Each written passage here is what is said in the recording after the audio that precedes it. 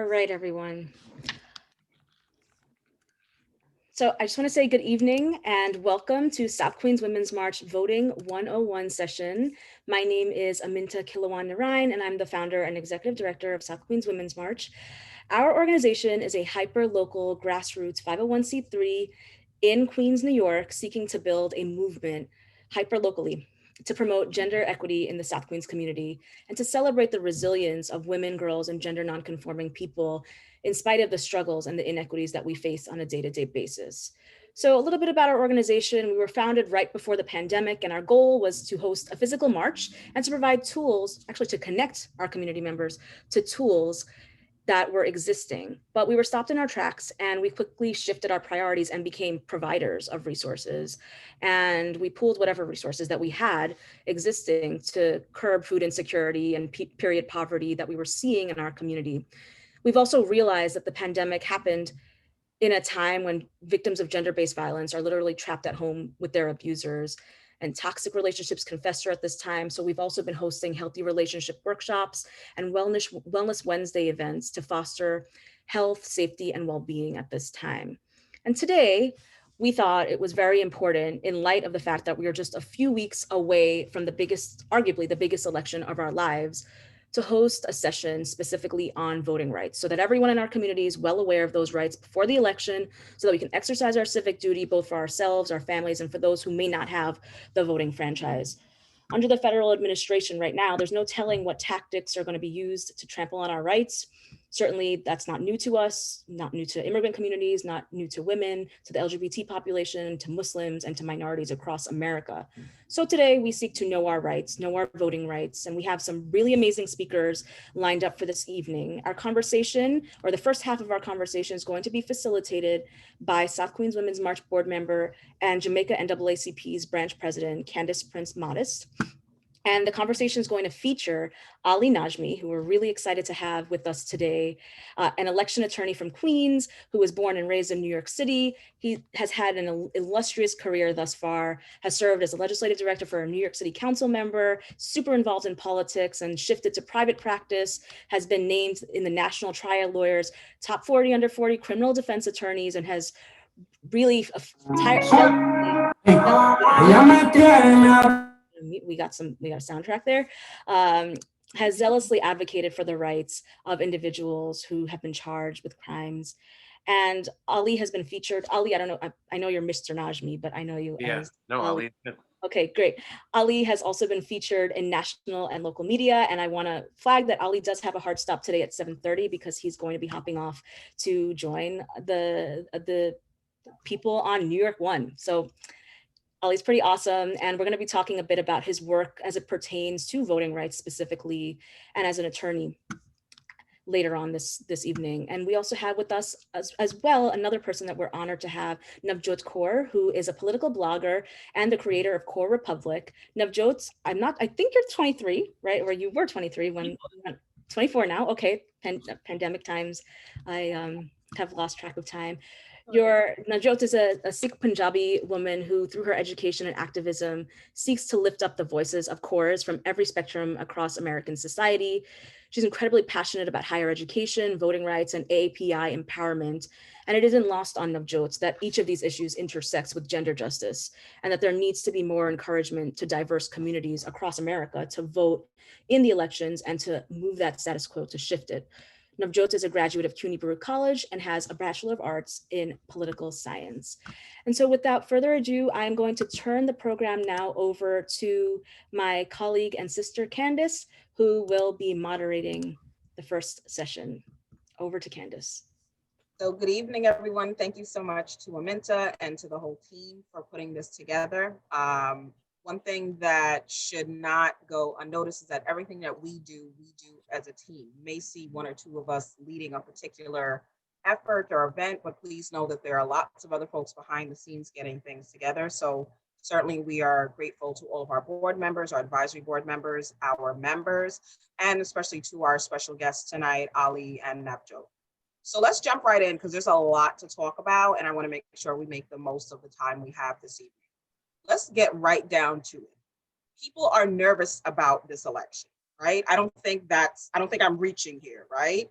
So can we just jump right in and just kind of talk broadly about what people, and you can involve whatever people you may want to, but why are people nervous about this election? Why should we as voters, why should we or perhaps shouldn't we be nervous about this election? And then we can go into some tactics or some best practices to make sure that at the end of the day, our votes are counted and our voices are heard.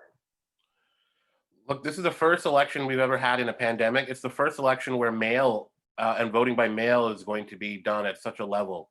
And so I think it's natural for people to be nervous about it because we have the president of the United States who basically has assaulted and take on an effort to undermine the post office, but we have a national injunction actually that prevents him from doing that and limits and enjoins the postmaster general.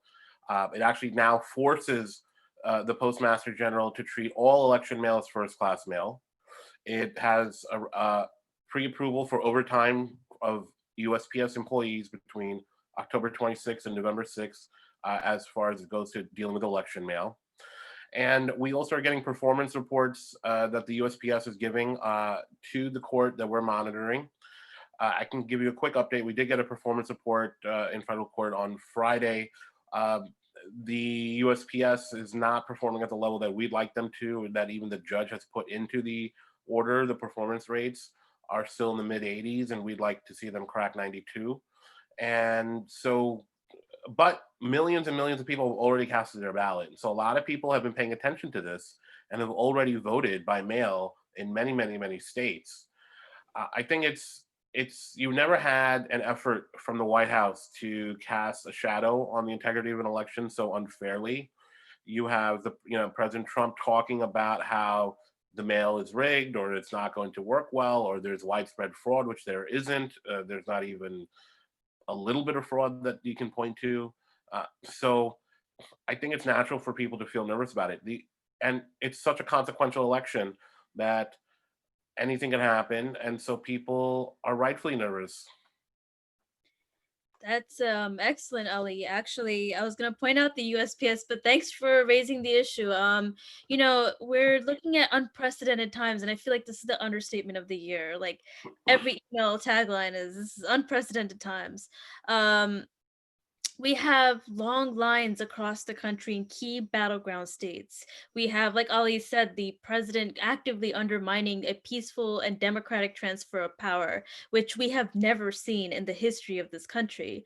The United States is known for being the beacon of democracy. We have, positioned ourselves to be like that, but unfortunately, we are not. We've spent so much time telling other countries how democratic elections should be run, but unfortunately, we're falling short in our own homeland. Um, some of the key voter suppression efforts in this country are making people wait in long lines without food. Some states don't allow people to take time off and go and vote. So you're looking at people who have to choose between voting, exercising their rights, or having to go earn money. In COVID times, especially, job insecurity is on the rise. And just the basic undermining of our most fundamental institutions by like even a SCOTUS judge that doesn't believe that there should be a peaceful transfer of power according to today's proceedings in the Judiciary Committee. You can see the very the very active disenfranchisement of everyone's vote where it matters. So when it comes to voting by mail, there's no guarantee almost that your vote's gonna reach there. And there's so many different forms of misinformation out there that seeks to take your vote away from you. So early voting is the most effective way to go and make sure your vote really counts. Unfortunately, there are people out there who can't really do that and go in person and vote, but it's definitely times where voter suppression is very active and it's very real. So Americans definitely have every right to feel threatened that they are going to be disenfranchised and that their vote won't count. So I think oftentimes when we hear about voter suppression, it's happening elsewhere, right? Like in the South or in the West or somewhere. What examples have you all seen locally of voter suppression? And then, what can we do to take steps to combat that as voters? I think you're right to point out that it's definitely a bigger issue in other states, but I can give you one small example. And sometimes voter suppression is not an intentional, willful act on the part of an election administrator. That doesn't matter whether it is. It's obviously worse if it is, but legally it doesn't even matter. It's the outcome that matters, right? If people's votes are undermined. So, in the case that I litigated with my team before, right after the primary related to postmarks, right? If you recall, we took a case to federal court. We got a statewide injunction that required the Board of Elections to count absentee ballots which arrived without a postmark up to 2 days after the primary. And of course, the election law required a postmark at that time by June 23rd. One thing that came out in that trial, in the hearing, 2-day evidentiary hearing, was that the Board of Elections mailed out 35,000 ballots on June 22nd, the day before the primary, which meant all those people were never going to have a chance to get an on-time postmark. And many, many people got their votes late. And in fact, we all probably know somebody who got their ballot late because a lot of them went to Brooklyn and Queens and people mailed them in with late postmarks and those votes did not count. That's voter suppression. It's sort of reckless and negligent. I don't think anybody did it on purpose. But I think one of the things that I've learned from doing all this litigation this season is that you have to really have an eye on the Board of Elections. You have to have an eye on the administrators. You got to have some checks on there, some oversight, because things like this happen, right? Why did 35,000 ballots get mailed out the day before? Because they made a bet against voters. They didn't scale up in time. They didn't think that people would want to vote this much by mail. They didn't have that capacity. Now I think they've tried to do better this time. We even have a red X on the envelope, and we have a self-adhesive envelope, which were also two things that we talked about based on last time. So I think that's one of the biggest examples. I think that I haven't seen too much other stuff that you see and you hear horror stories in the South per se.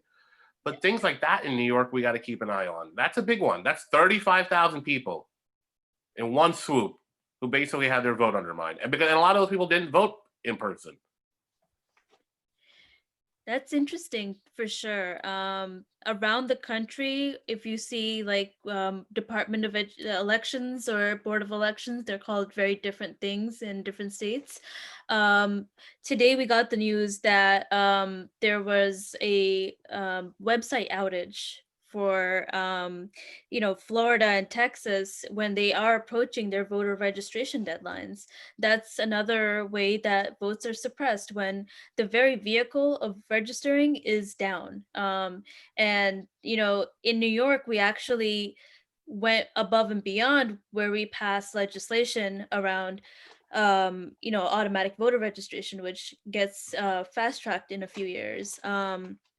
And then in New York, Senator Brad Hoylman also has a bill that's still in committee for establishing drop boxes where people can submit their ballots. But I don't anticipate that happening in this election cycle. But it just shows that around the country and in New York, there's so many ways that voters are, rightfully anxious about the prospects of their votes being counted.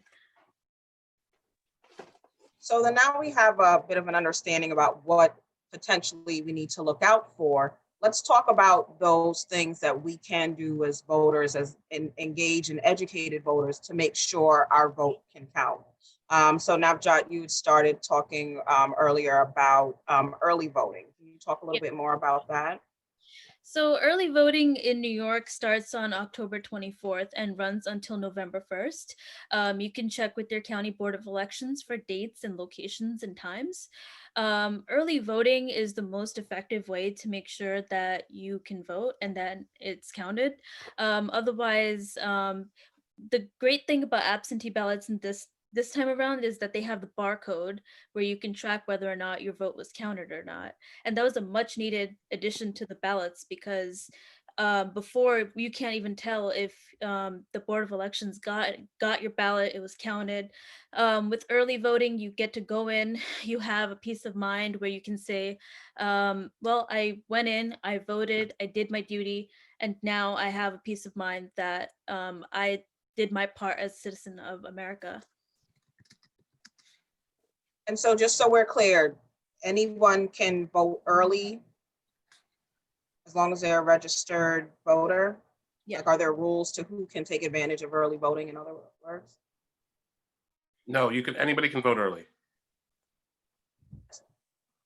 So, and I do see a lot of organizations now pushing this, which is interesting because I feel like years ago, the big thing was vote, vote, vote. We don't care how, we don't care who, just vote. But this year specifically, I'm seeing a lot of organizations, a lot of big name organizations saying we want our folks to vote early. They're not even pushing absentee ballots. So I wanted to get your take on that, Ali. And then also I know that you specifically have worked, especially this past June, you've done a bit of work as it pertains to absentee ballots right here in Queens. So can you talk a little bit about, I guess, early voting versus voting absentee ballots, and then maybe what happens or why we stress that absentee ballots must be done to the T as you experienced this past June? Sure. First of all, we fought hard to get early voting. For years, activists have been trying to get early voting in New York. Early voting has been a reality in other states for more than a decade, I think, in many, many states. I mean, the idea that you can only vote on one day is ridiculous. And so now we finally have early voting, so everybody should take advantage of it. I wish there were more early voting sites. There are fewer locations than on a regular primary or election day from where you can vote early, and some people may not know where to go to vote early.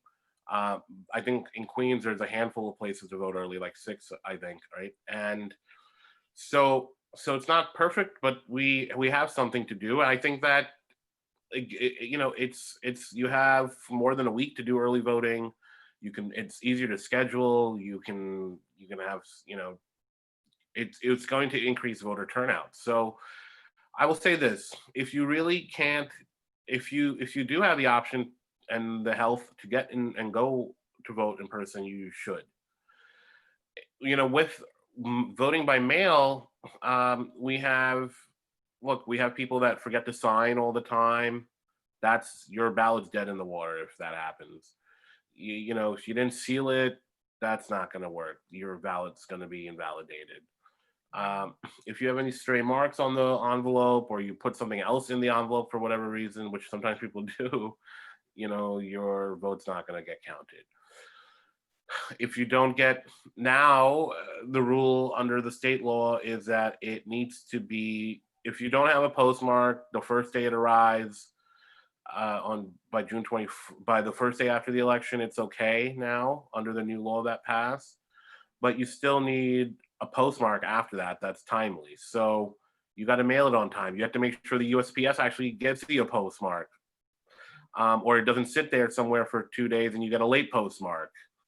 So these are all the sort of trappings of voting by mail, which if you vote by mail, you should be voting early as well, actually, because what we saw last time was like the people who voted, put it in the mailbox sort of closer to the election, got their votes more likely disqualified.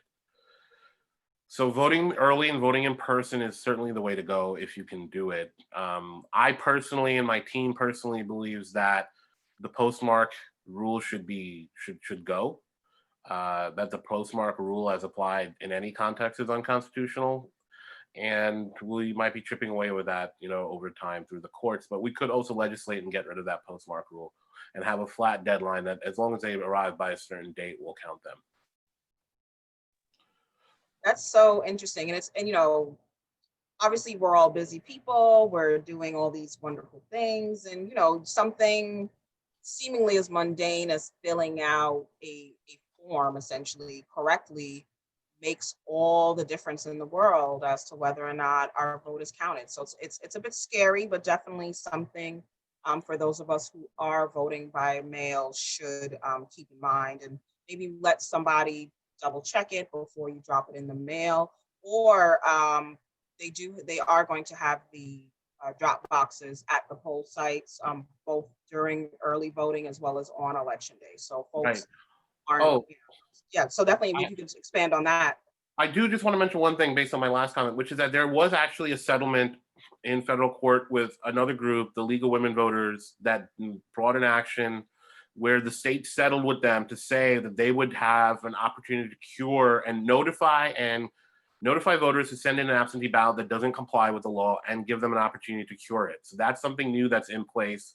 Really is only in place because of a lawsuit. I think if you're paying attention, lawsuits are getting us more voter rights than the state legislature is. And so this was a great lawsuit brought by the League of Women Voters. And the state did agree to it. So there's a list of similar errors like the ones I listed and the ones that I mentioned, which if they get the ballot in early enough and they see this error, they will send you a notice to cure it. So you can go then, but then you have to make sure you cure it in time. So there is this new second bite at the apple that we have pursuant to a court order. Oh, wow. So we definitely need to let folks know about that. But certainly we want to encourage folks to get it right the first time. So we don't need to sort of test how that process works. But that's excellent. Wow. So I think the other thing about making sure that folks vote, we always hear, young people don't vote. Young people don't this and they, whoever the they is, whoever young people are, that they're not involved, they're not engaged. So, Navjot, I'm going to come to you for a moment. I mean, I'm sure you get this a lot. I'm sure we've been hearing it since the beginning of time. I think every decade or two, every generation or two prior to the current generation has something negative to say about who they term as young people.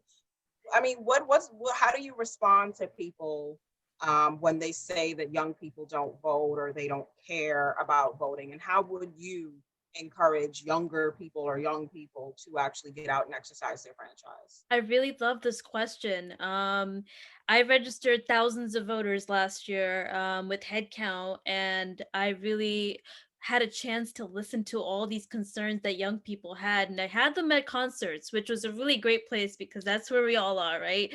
Always listening to great music, which is awesome. A top concern that young people have is that I vote, and then what happens? Does change actually come? What does change look like? Why should I spend, you know, 10 minutes maybe in line at a poll site trying to vote in like normal times? But the fact of the matter is that you can't have advocates for you where you need them to be unless you vote, unless you organize, unless you're providing mutual aid to your community, unless you're talking to your neighbors about the issues. Voting is one mechanism for strategic change. Everyone should do it. Our legislature in New York is fairly progressive. That means they are listening to people on the ground. They're saying, we want to address housing insecurity. We want to talk about food insecurity. We want to raise educational standards for young people. We want to make sure that teachers are paid fairly for raising the next generation and teaching them the skills they need to compete in a global economy. So voting really trickles down to who makes the decisions at the very hyper local level. I love local politics. I can't get enough. It's just so interesting to see the influence the mayor has in City Hall. It's so interesting to see what City Council does in terms of land use policy, whether or not your neighborhood is going to be gentrified and unaffordable for you to live in the next few years. There's a variety of issues, and voting is one of them. Like every single year, there's a concerted effort to take your rights to vote away. And they wouldn't be trying so hard if they didn't know what voting could do for you. So I encourage young people to vote in this election and to continue paying attention even after this election, because next is city council races. Next is mayoral races, DA races. If you want criminal justice reform, DA is one way to do it. And, being plugged in, paying attention, that's going to help you advocate for yourself and for your community at the same time. Excellent. Well said. Ali, I wanted to give you an opportunity for any closing remarks before you run off. Thank you. First of all, I wish I could spend more time here, but I'm always available to this group. I got to jump off and go on New York one. But let me just say this. This is a very powerful group, and I want to keep working with it. And let me tell you this, I want to see some election lawyers coming out of this group. This is a demographic that is underrepresented. There's only like 10 election lawyers in New York City. I'm like one of the, I think, few people of color, and there's like one other woman that does election law, Sarah Steiner, who's a mentor of mine. And I know she's been looking to develop people. So my, one plug I would make right here is that this work is really important, and we need different types of people involved. We need people that look like us involved. And I would love to be a resource for anybody that's interested in this. I think as many women who are on this call right now that haven't gone to law school, I encourage you to go to law school. You can do it. We can all be helpful to you. And that there is a career in election law that really matters. And I'd love to see people from South Queens making up the future of the election law bar. Awesome. We always appreciate your time and expertise on these things. We'll be calling on you again in the not so distant future. Okay. Thank you, everybody. Appreciate it. Thank you. Okay, so we're still moving on. Wanted to just see, Navjot, if there were anything else on just any tips or tricks for folks, just any, parting remarks you may want to give for folks as we come into these next few weeks leading up to early voting. Definitely. Combating misinformation and concerted efforts to sway your vote, so important to make sure you follow the New York State Board of Elections, to follow New York City votes, to follow the New York City Board of Elections, because the fact of the matter is that people count on us not paying attention. They count on us to not be a part of the process. They count on us to sit out elections because that gives them the power. That allows them to make you more cynical. That allows them to have a monopoly on power. And going forward, if we care about climate change, if we care about criminal justice reform, if we care about organizing our neighbors, giving them mutual aid, abolishing the pink tax, making New York City a fair city for everybody of all genders, of all walks of life, it's so important that we don't give up. I've been working in politics for the past 10 years in one capacity or another. And the thing that really keeps me going is that the more people that turn 18 every single year, they have the real power to influence the societies around them. And you know what? There are first-time voters who are in their 40s and their 50s and their 60s. That's really inspiring to me. And, I just received the news that, 740,000 absentee ballots have been requested in New York City. That's huge. And we're also going to increase the number of early voters. We're going to get people to the polls. We're going to feed them while they're in line. But this is an election that is definitely going to influence the outcome of generations to come, whether it's Queensborough president to, the presidential race. We can't say anything out, and we can't take things for granted. Getting cynical is the surefire way to allow people to take power and keep it, and then lock you out, and then throw away the key. Yes, okay. Well, with that in mind, I know that folks have probably, I know that the discussion has probably generated some questions. So we wanted to make sure and give folks an opportunity to have their questions fielded to you. We also received some questions from people who had signed up previously. So I'm going to turn it over to one of our members, Kat, and she's going to go through those questions with you. Hi, everyone. My name is Kat. All right, let's get right into these questions. The first one I will ask, this was in when folks first registered. One question is, how can one help if they cannot vote since they are not a citizen? What else can someone do to contribute? That's an excellent question. Well, you can watch local government meetings. They're online now. They're on Zoom, so you can find out like what the land use committee is talking about on any given day. You can follow updates from what's happening in the legislature. They have videos streamed. You can watch the proceedings online. When I was growing up, that's exactly what I did. I was watching C-SPAN. I was probably like the most boring person I knew. So I was watching C-SPAN. I was like really trying to learn about all these systems that are influencing the outcome of my life and my peers. So I would want to know, even if I can't participate, I'm watching government meetings, I'm helping sign postcards, helping make phone calls for political campaigns. I'm deciding where my values are. And when I get to a position where I can influence the outcome, I want to make sure that I'm in the best position prepared to help make those decisions. Thank you. That's actually a great segue to this next question. I think it's related. This question is, how do we disconnect the idea that the only form of civic engagement is citizen-only voting? For example, there's participatory budgeting, there's joining organizations, engaging in town halls, some things that you mentioned already. How can we also disconnect the idea that, there's more than just voting? Talking to each other is so important. I remember in college, I used to talk to my peers all the time. We are like, wow, tuition is increasing far more than we can keep up with paying for it, right? What can we concretely do to influence a freeze in tuition and advocate for a future where education is not a barrier to young New Yorkers? I learned so much just by talking to my neighbors about the issues that they face, the quality of life issues they're concerned about, whether or not they can still afford to live in New York City, given how expensive it's getting and how much big real estate is taking over entire neighborhoods and gentrifying them and pricing people out. So the conversation begins with us. If we start talking about the issues that we face, you can guarantee somebody has a story for you to tell. And you know what? When we tell our stories, when we organize each other, when we show our legislators that we're really concerned about a particular topic, we can share our stories. We can tell them what's concerning us, and then we can, fight for that change that we desperately need at this point.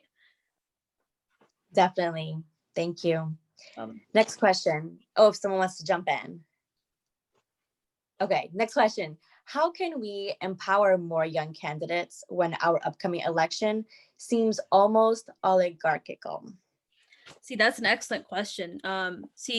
Ever since Citizens United, I feel like, there's been this apathy around political engagement and involvement.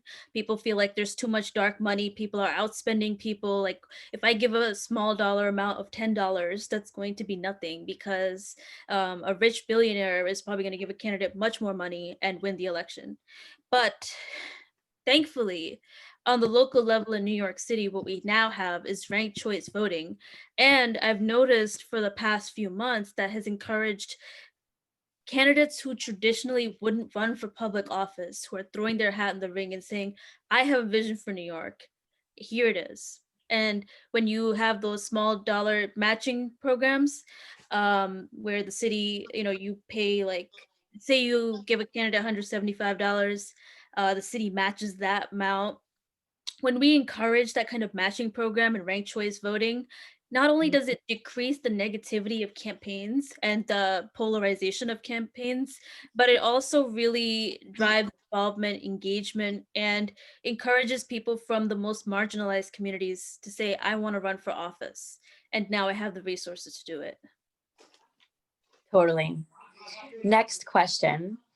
Understanding that voter registration might be automatic by 2023, how do we bridge the disconnect between non-voting citizens and community advocate politicians? That's a great question. Traditionally, registering people to vote in communities was the way you get to know your neighbors and get to know the way that what issues you faced or what things could be better. My answer to that would be like automatic voter registration isn't going to curb the conversation around why it's so important to vote. It's only going to enhance it because every time you go to a government agency, they will give you the option to opt into voting. And expansion to democracy is expansion to everybody. Yeah. We have one question from Facebook from Wally. Thank you, Wally. Essentially, it's about how the hiring structure of Board of Elections might affect the way that it operates. Yeah. So the question is, Do you feel like the patronage-based hiring structure of NYC Board of Elections may contribute to its cumbersome bureaucracy and operational inefficiency? Absolutely. When the problem with concentration of power is when our counties decide who is going to run those board of elections, who's going to make the decisions about early voting sites, who's going to make the decisions around whether your vote counts. So we need to make sure that going forward, every reform, every way that voting has been limited during the pandemic, we need to make sure we learn lessons from that and work to really reform the system so that more New Yorkers can get to vote. And the partisan influence of political parties is removed from the ability of people to cast their votes and really participate in their democracy. Thank you. Last comment, it's not a question, but more of a comment. Nori from Facebook mentioned that some of the drop boxes are scams, so it's important for us to be careful with them. For example, in California, we've seen some drop boxes that have been placed by the Republican Party. Do you have anything to share about that? I do actually. There was an incident in Astoria, in fact, where there was a false ballot drop box placed, and they were trying to say, well, this is official. This is where you place your vote. And this is where, if you're voting for Donald Trump, this is where you put your vote. My suggestion would be to follow official news sources only. Our strength lies in the fact that we have so many news outlets out there that are reporting what the updates to elections are. And I would recommend following New York City votes very closely. I would recommend the New York State Board of Elections. Every other government resource out there that is created to inform you, that is the one you should be following. And countering false information is incredibly vital to ensuring that this election is one that everyone can participate in, given the historic nature of what's at stake. Absolutely.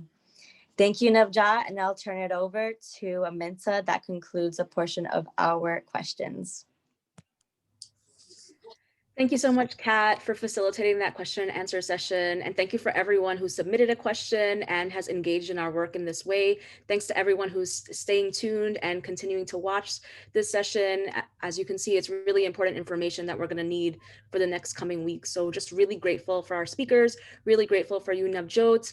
Thank you to Ali, who's probably now on New York 1.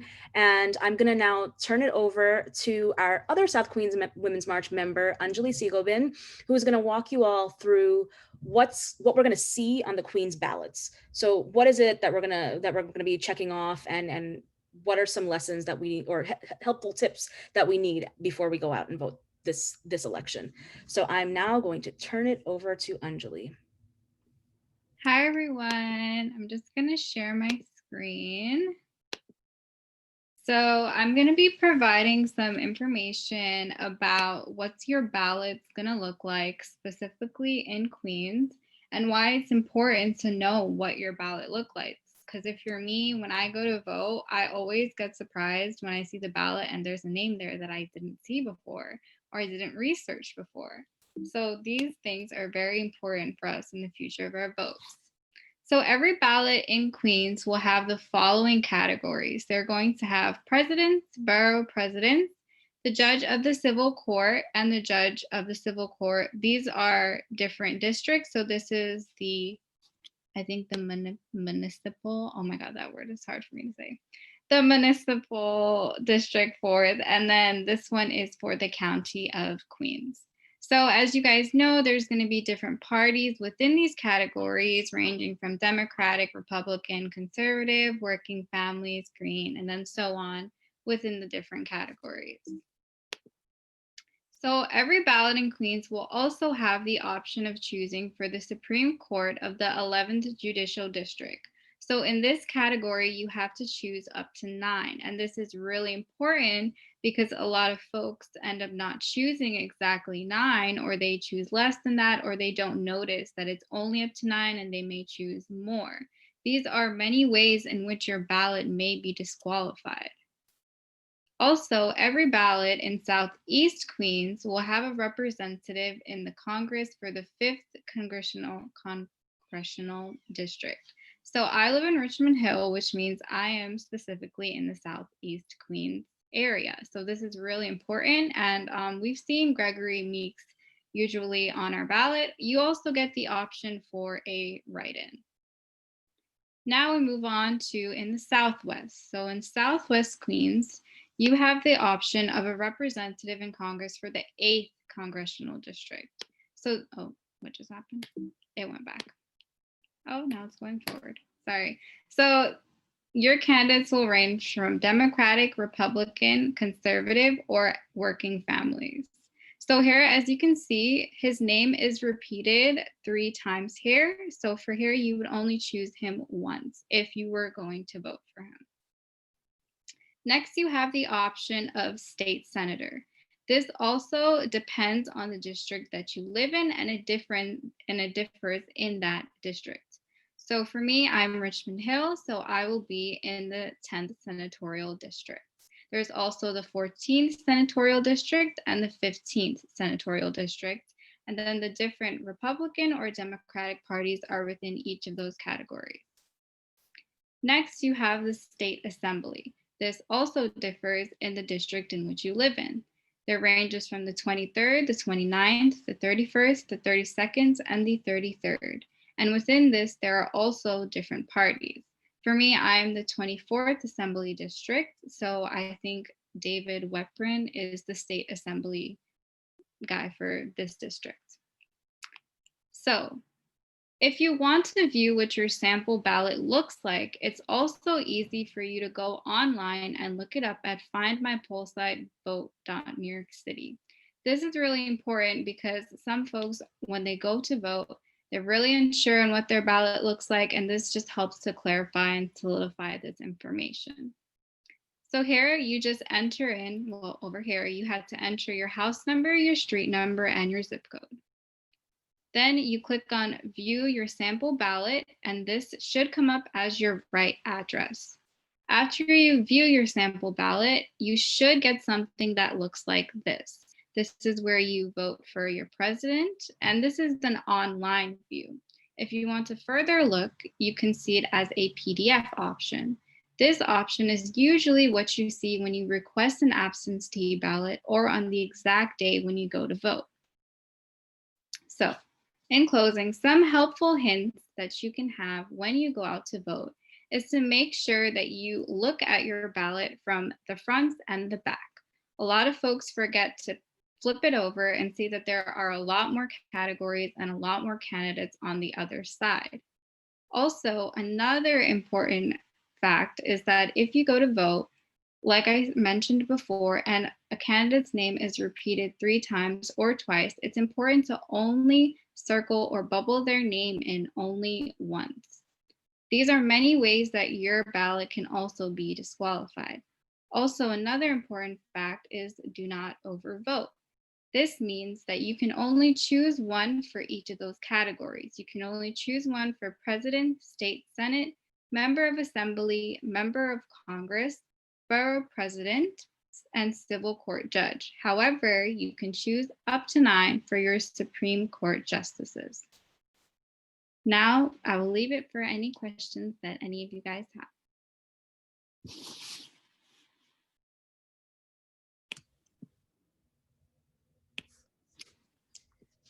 All right.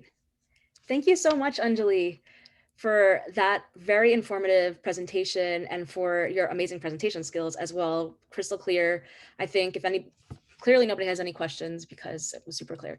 So thank you so much for facilitating that. We are going to make that slideshow available after this session so that folks can share it with members of your family, your friends, anybody who really needs that information and that guide to make sure that they fully understand what is up for elections this coming cycle and beyond. I think it's really important, obviously, for us to know what's on the ballot well in advance.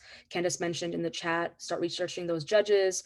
Don't go into this election blindly, because a lot of times those smaller elections are what really have the ability to touch our daily lives. And so we want to make sure that we're making educated decisions about all of them. With that, I don't see any other questions Oh, it looks like Kat has 2 more questions, so I'm going to turn it over to Kat. Yes, they just came in from Facebook, from Nori. Thank you, Nori. The first one is, do you have the report voting rights violation hotline number? Just for any problems of harassment during voting.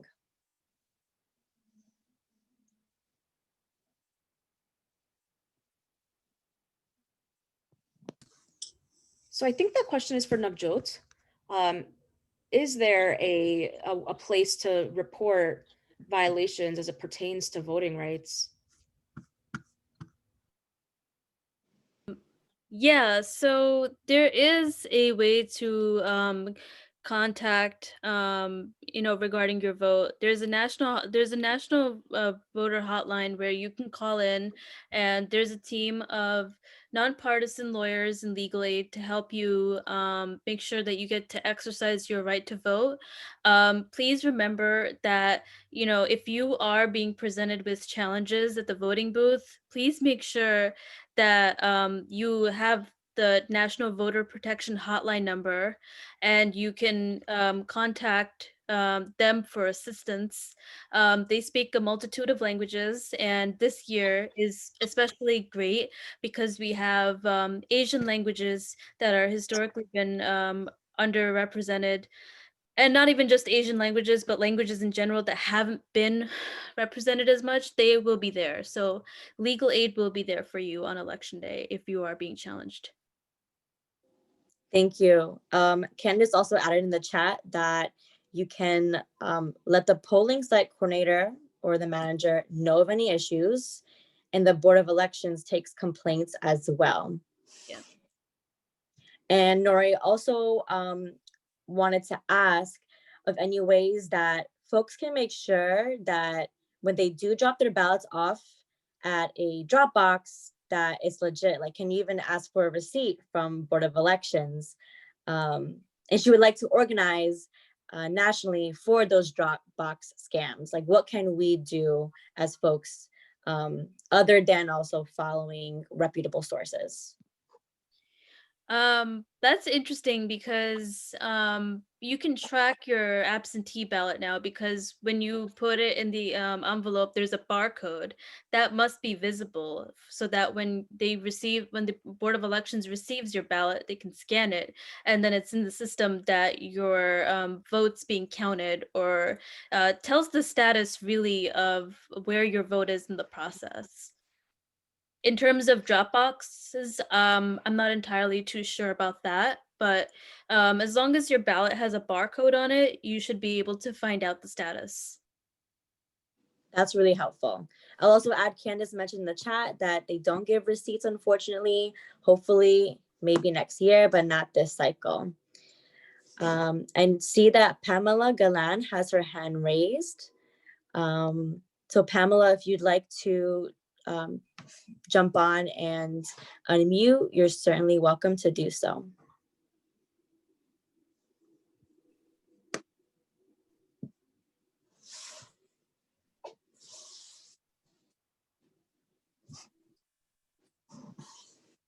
Any other questions?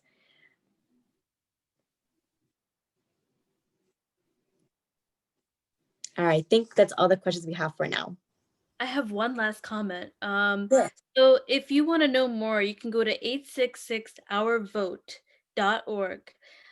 They provide a state-by-state breakdown if you have friends in different states, especially the battleground states. If you want to get them plugged in to advocating for themselves at the polls, this is a great resource to understand what rights you have and how to defend your rights in case you are challenged.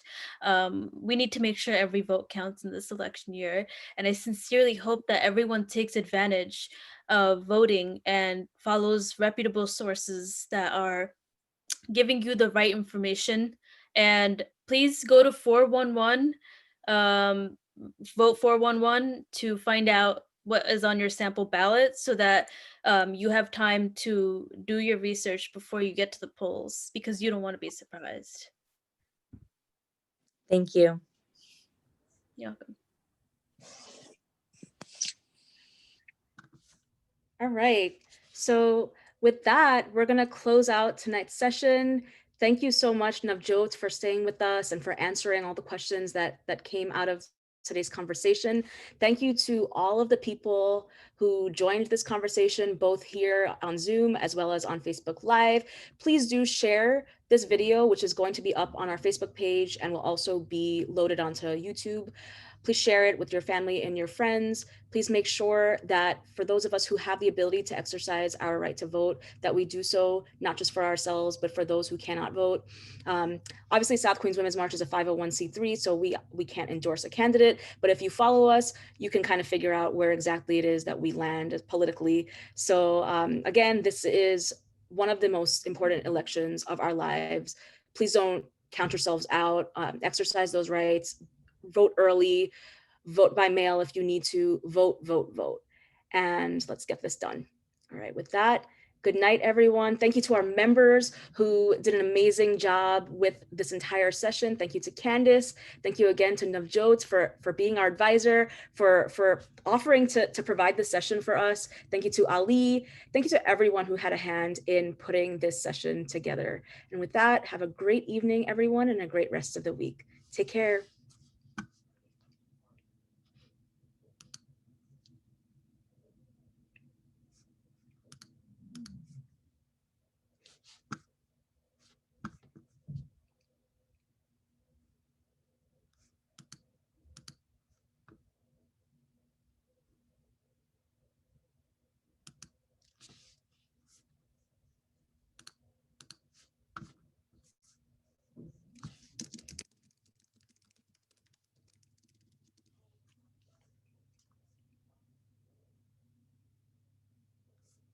Okay, bye.